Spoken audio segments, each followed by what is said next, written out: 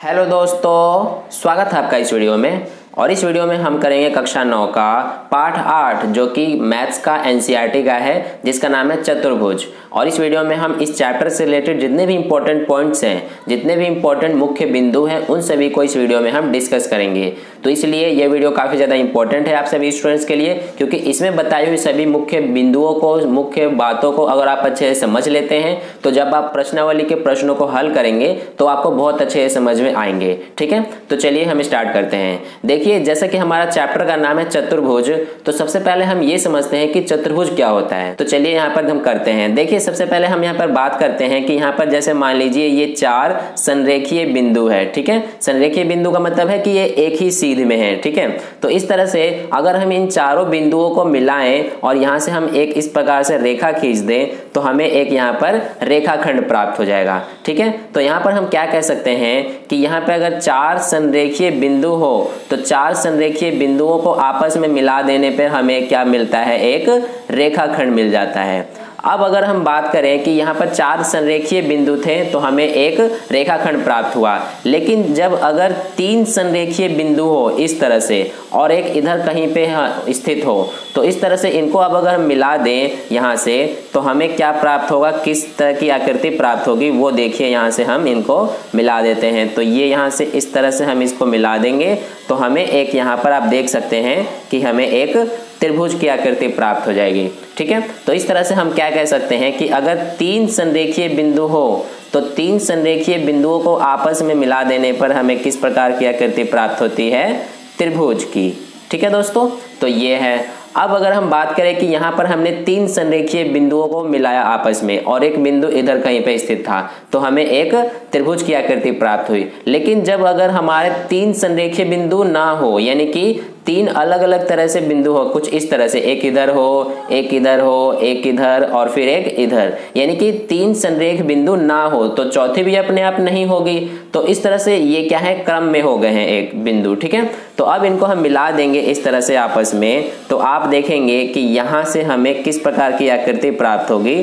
तो आप देख सकते हैं यहाँ पर हमें एक चतुर्भुज की आकृति प्राप्त हो जाती है। ठीक है, तो यहाँ से अगर हम कह सकते हैं कि अगर हम 3 संरेखीय बिंदुओं को ना लें, यानी कि 3 अलग अलग तरह से बिंदु हो, संरेख ना हो तो चौथी भी अपने आप ही संरेख नहीं होगी। तो इस तरह से इनको आपस में मिला देने पर हमें एक चतुर्भुज की आकृति प्राप्त होगी। तो यहाँ पर हम कह सकते हैं कि 3 संरेख बिंदु ना हो तो हमें किस प्रकार की आकृति प्राप्त होगी, एक चतुर्भुज की आकृति प्राप्त होगी। ठीक है, इसी तरह से अब अगर हम एक और आकृति पे बात करते हैं, जैसे कि यहाँ पर भी मान लीजिए कि 3 संरेखीय बिंदु नहीं है तो यहाँ पर इस तरह से अब अगर हम इन सबको आपस में मिलाएं तो यहाँ से आप देखेंगे कि यहाँ पे भी हमें एक चतुर्भुज की आकृति प्राप्त हो जाती है। ठीक है, तो यहाँ से भी हम कह सकते हैं कि 3 संरेख बिंदु ना हो तो यहाँ से भी हमें क्या होगा कि एक चतुर्भुज की आकृति प्राप्त हो जाएगी। तो इस तरह से हम कह सकते हैं कि जब अगर 3 संरेख बिंदु ना हो और इस तरह से उन सभी बिंदुओं को आपस में मिला देने पर जो हमें आकृति प्राप्त होती है उसे ही हम चतुर्भुज कहते हैं। तो बेसिकली इस चैप्टर में हम इस चतुर्भुज के बारे में बात नहीं करेंगे, हम इस चैप्टर में इस तरह के चतुर्भुज के बारे में बात करेंगे। ठीक है, तो यहाँ पर अब हम समझते हैं नेक्स्ट पॉइंट यहाँ पर कि जैसे ये हमने समझ लिया कि चतुर्भुज क्या होता है। अब चतुर्भुज के कुछ गुण होते हैं, जैसे कि ये हमारा चतुर्भुज है तो इस तरह के चतुर्भुज के कुछ गुण होते हैं, जैसे कि इस तरह के चतुर्भुज के 4 भुजाएं होती हैं, 4 शीर्ष होते हैं और 4 ही कोण होते हैं। जैसे मान लीजिए ये हमारा चतुर्भुज है, इसका नाम दे देते हैं ABCD।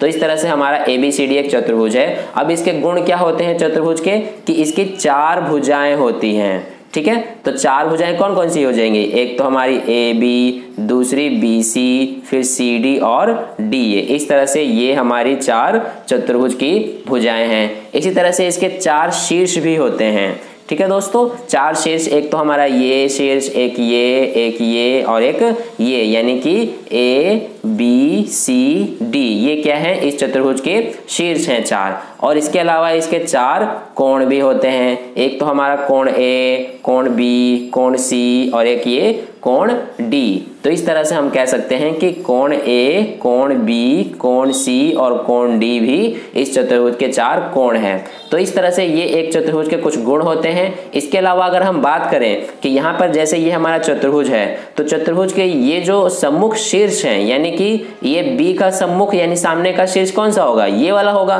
तो इन दोनों शीर्षों को आपस में मिला देने पर, यानी कि इस तरह से अगर हम मिला दें और इस शीर्ष को इस शीर्ष से मिला दें, यानी कि सम्मुख शीर्ष से मिला देंगे, तो हमें इस तरह से यहाँ पर 2 रेखाएं प्राप्त होंगी। इन रेखाओं को हम क्या कहते हैं, विकर्ण कहते हैं। ठीक है दोस्तों, तो इस तरह से यहाँ पर इसका चतुर्भुज का एक अन्य गुण ये भी होता है कि एक चतुर्भुज के 2 विकर्ण होते हैं। जैसे यहाँ पर AC और BD क्या है, इस चतुर्भुज के 2 विकर्ण हैं। ठीक है, तो इस तरह से ये हमारा है कि एक चतुर्भुज के इस तरह के कुछ विशेषताएं होती हैं। उसके 4 भुजाएं होती हैं, 4 शीर्ष होते हैं, 4 कोण होते हैं और 2 विकर्ण होते हैं। ठीक है दोस्तों, तो आई होप आपको इतनी बात समझ में आ गई होगी। अब हम नेक्स्ट पॉइंट की बात करते हैं इस चैप्टर से रिलेटेड, जो कि हमारा है चतुर्भुज का कोण योग गुणधर्म। ठीक है दोस्तों, तो यहाँ पर अब हम बात कर लेते हैं कि चतुर्भुज का कोण योग गुण क्या होता है। इसके बारे में आपने कक्षा 8 में भी पढ़ा हुआ है, तो आई होप आपको अच्छे से समझ में आ जाएगा। तो देखिए, सबसे पहले हम यहाँ पर एक चतुर्भुज ले लेते हैं। जैसे कि मान लीजिए हमारा ये एक रफली हमने एक चतुर्भुज बनाया इस तरह से। ठीक है, तो ये हमारा एक चतुर्भुज हो गया, जिसका नाम इसमें हम दे देते हैं ABC और ये D। अब यहाँ से इसमें हम A शीर्ष को C से मिला देंगे, तो ये हमारा एक विकर्ण हो गया। ठीक है, तो ये हमारा हो गया। अब देखिए यहाँ पर कि हम क्या करेंगे, चतुर्भुज का कोण योग गुण को समझेंगे। तो देखिए, चतुर्भुज का कोण योग गुण क्या होता है कि इसका मतलब होता है कि एक चतुर्भुज के जो चारों अंतः कोण होते हैं, उनका जो मान होता है वो 360 डिग्री होता है। यानी कि कोण A, कोण B, कोण C और कोण D चारों को जोड़ने पर हमें 360 डिग्री मिलता है। ये होता है चतुर्भुज का कोण योग गुण। अब इसको हम समझते हैं, एक बार इसको हम सिद्ध करते हैं कि किस तरह से होगा। जैसे यहाँ पर हमने ये AC एक विकर्ण खींचा, तो यहाँ से क्या हो गया कि ये चतुर्भुज 2 त्रिभुजों में बट गया, एक तो ADC और एक ABC, यानी इस तरह से ये 2 त्रिभुज में बट गया। तो यहाँ पर हम सबसे पहले इसमें त्रिभुज ADC लेते हैं। तो त्रिभुज ADC यानी कि हम इस वाले त्रिभुज की बात कर रहे हैं। तो इसमें आप देखेंगे कि यहाँ पर 3 कोण बन रहे हैं, तो एक ये कोण, एक ये। ठीक है, तो सबसे पहले हम यहाँ पर लिख लेंगे कि देखिए, ये तो हमारा एक त्रिभुज हो गया ADC। तो त्रिभुज के तीनों कोण कितने के होते हैं, 180 डिग्री के। तो इसलिए हम यहाँ पर ये और ये तीनों कोणों को 180 डिग्री लिख सकते हैं। तो यहाँ पर हम लिखेंगे कि कोण DAC यानी कि ये वाला कोण प्लस कोण ACD यानी कि ये वाला कोण प्लस कोण D यानी कि ये बराबर कितने के होंगे, 180 डिग्री के होंगे, क्योंकि ये हमारा एक त्रिभुज है और त्रिभुज के तीनों कोण कितने के होते हैं, 180 डिग्री के। इसको हम दे देते हैं समीकरण 1 का नाम। ठीक है, इसी तरह से यहाँ पर अब हम बात कर लेते हैं नेक्स्ट कि त्रिभुज दूसरा कौन सा है, ABC, यानी कि हम इसमें अब इस वाले त्रिभुज की बात कर रहे हैं, ये त्रिभुज ABC। तो त्रिभुज ABC में आप देखेंगे कि 3 कोण बन रहे हैं, एक तो ये और एक हमारा ये। ठीक है, तो अब यहाँ पर हम लिख लेते हैं कि सबसे पहले कोण CAB यानी कि ये वाला कोण प्लस कोण ACD यानी कि ये वाला कोण प्लस कोण B बराबर कितने के होंगे, 180 डिग्री के। और इसको हम देते हैं समीकरण 2 का नाम। तो इस तरह से यहाँ तक हमने किया। अब देखिए यहाँ पर ये हमारा हो गया समीकरण 1 और ये हो गया समीकरण 2। तो यहाँ से हम एक काम करेंगे कि समीकरण 1 और 2 को जोड़ेंगे। तो समीकरण 1 व 2 को जोड़ने पर हमें क्या प्राप्त होगा, देखिए कि यहाँ पर सबसे पहले यहाँ देखिए कि इन सभी को जोड़ेंगे, कोण DAC, तो यहाँ पर लिखेंगे कोण DAC प्लस कोण ACD, तो यहाँ कोण ACD प्लस कोण D। इसी तरह से यहाँ पे प्लस ये वाला दूसरा समीकरण में कोण CAB है प्लस कोण ACD है। इसके बाद ये हमारा है कोण B बराबर इधर कितना है, ये 180 डिग्री प्लस ये 180 डिग्री। तो इधर से अब आप देखेंगे कि इन दोनों को जोड़ देंगे तो हमारा कितना आ जाएगा, 180 प्लस 180 कितना हो जाएगा, 360 डिग्री। तो इस तरह से हमारा ये 360 डिग्री आ गया, यानी कि हम क्या कह सकते हैं कि एक चतुर्भुज जो होता है उसके चारों अंतःकोण कितने के होते हैं, 360 डिग्री के। तो इस तरह से हम कह सकते हैं कि ये जो पूरा है हमारा, इसको हम इस तरह से लिख सकते हैं कोण A प्लस कोण D प्लस कोण B प्लस कोण C, यानी कि हमने ये कोण प्लस ये कोण, क्योंकि देखिए इतना और इतना मिलकर ये पूरा कोण बनाएंगे, इसी तरह से ये इतना और ये इतना मिलकर ये पूरा कोण बनाएंगे। तो हमने क्या किया है कि इन दोनों की जगह पे ये पूरा लिख दिया है, कोण A और कोण D, कोण B और कोण ये C मिलकर कितने के होंगे, ये 360 डिग्री के। तो इस तरह से हम कह सकते हैं कि यहाँ पे अर्थात चतुर्भुज के चारों अंतःकोण जो होते हैं वो 360 डिग्री के होते हैं। ठीक है दोस्तों, तो इस तरह से हमने चतुर्भुज का कोण योग गुण को समझा। आई होप आपको अच्छे से समझ में आ गया है। अब हम नेक्स्ट पॉइंट की इसमें बात करते हैं, जो कि हमारा है चतुर्भुज के प्रकार। तो यहाँ पर देख सकते हैं आप कि चतुर्भुज के कुछ प्रकार हैं इस तरह से, तो इसके बारे में हम बारी बारी से अब बात करते हैं। जैसे यहाँ पर पहला देखिए आप कि चतुर्भुज ABCD में आप देखेंगे कि इसमें जो ये वाला भुजा है यानी CD यानी DC के भी कह सकते हैं आप, और ये AB, इसमें आप देख रहे हैं कि ये दोनों क्या हैं, समांतर हैं। तो इस तरह से इस चतुर्भुज में सिर्फ ये और ये दोनों भुजाएं ही समांतर हैं, ये और ये भुजाएं समांतर नहीं है। तो हम कह सकते हैं कि इस चतुर्भुज में भुजाओं का सिर्फ एक युग्म ही यानी कि एक जोड़ा ही समांतर है। तो इस तरह से इस प्रकार के चतुर्भुज को हम क्या कहते हैं, समलंब चतुर्भुज। ठीक है दोस्तों, इस तरह से ये है, यानी कि एक चतुर्भुज में अगर भुजाओं का एक युग्म यानी भुजाओं का एक जोड़ा समांतर है तो उस प्रकार के चतुर्भुज को हम समलंब चतुर्भुज कहते हैं। अब हम नेक्स्ट इसमें चतुर्भुज की बात करते हैं, जो कि हमारा है, इसमें आप देख सकते हैं कि ये वाला भुजा इस वाले भुजा के समांतर है और ये वाला भुजा इस वाली भुजा के समांतर है। ठीक है, तो यहाँ पर क्या देख सकते हैं आप कि इसमें जो चतुर्भुज है, चतुर्भुज के चारों ही जो भुजाएं हैं उसमें दोनों जोड़े यानी ये जोड़ा इसके समांतर है, ये इसके समांतर है। तो इस तरह से हम कह सकते हैं कि इस चतुर्भुज में भुजाओं के दोनों जोड़े ही समांतर हैं। तो इसलिए इस तरह के चतुर्भुज को हम क्या कहते हैं, समांतर चतुर्भुज। ठीक है दोस्तों, तो इस तरह से ये हमारा चतुर्भुज का एक अन्य प्रकार है जिसमें भुजाओं के दोनों ही जोड़े क्या हैं, समांतर है। इसलिए इसमें हम इस तरह के आकृति को, इस तरह के चतुर्भुज को क्या कहते हैं, समांतर चतुर्भुज। ठीक है, इस तरह से ये है। अब इसमें हम नेक्स्ट इसमें चतुर्भुज की बात करते हैं, जिसमें आप देख सकते हैं कि इसमें भी क्या है कि भुजाओं के दोनों ही जोड़े क्या है, समांतर है। यानी कि ये वाली भुजा इस भुजा के समांतर है और इस वाली भुजा के ये वाली भुजा समांतर है। तो इस तरह से ये भी हमारा क्या है, एक प्रकार का समांतर चतुर्भुज ही है। लेकिन इसकी एक विशेष गुण क्या है कि इसमें आप देख सकते हैं कि जो कोण M है यानी ये वाला जो कोण है ये 90 डिग्री का यानी समकोण है। तो इसलिए ये हमारा एक प्रकार का विशेष चतुर्भुज हो जाता है, विशेष समांतर चतुर्भुज हो जाता है, जिसे हम आयत कहते हैं। ठीक है, तो इस तरह से ये भी हमारा एक समांतर चतुर्भुज है, क्योंकि इसकी भी दोनों ही जोड़े जो हैं भुजाओं के वो समांतर हैं। लेकिन ये विशेष प्रकार का एक समांतर चतुर्भुज है क्योंकि इसका जो कोण है वो 90 डिग्री का है, इसलिए इस प्रकार के चतुर्भुज को हम आयत कहते हैं।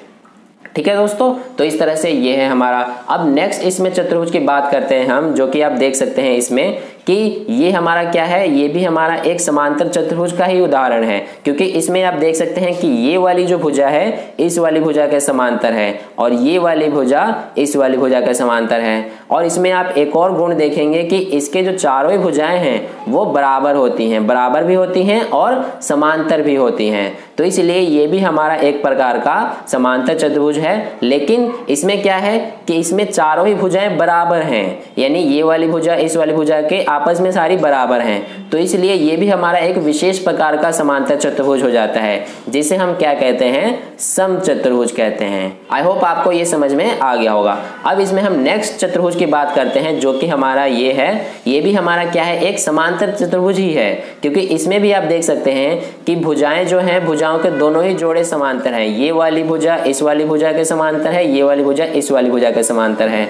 तो इस तरह से ये भी हमारा क्या है, एक समांतर चतुर्भुज है, लेकिन ये भी विशेष प्रकार का समांतर चतुर्भुज है जिसे हम वर्ग कहते हैं। क्यों कहते हैं? क्योंकि इसमें भी आप देखेंगे कि जो कोण ए है वो भी एक समकोण है, यानी 90 डिग्री का कोण बना रहा है, इसलिए यहाँ पर ये हमारा वर्ग है। और इसमें एक और विशेष गुण ये है कि इसकी जो चारों भुजाएं होती हैं वो आपस में बराबर होती हैं, यानी ये वाली भुजा इस वाली भुजा के बराबर, यानी ये सभी आपस में बराबर होती हैं। अगर ये 5 सेंटीमीटर का है तो ये आपस में सारी ही 5 सेंटीमीटर की हो जाएंगी। ठीक है, तो इस तरह की आकृति को हम क्या कहते हैं, वर्ग कहते हैं।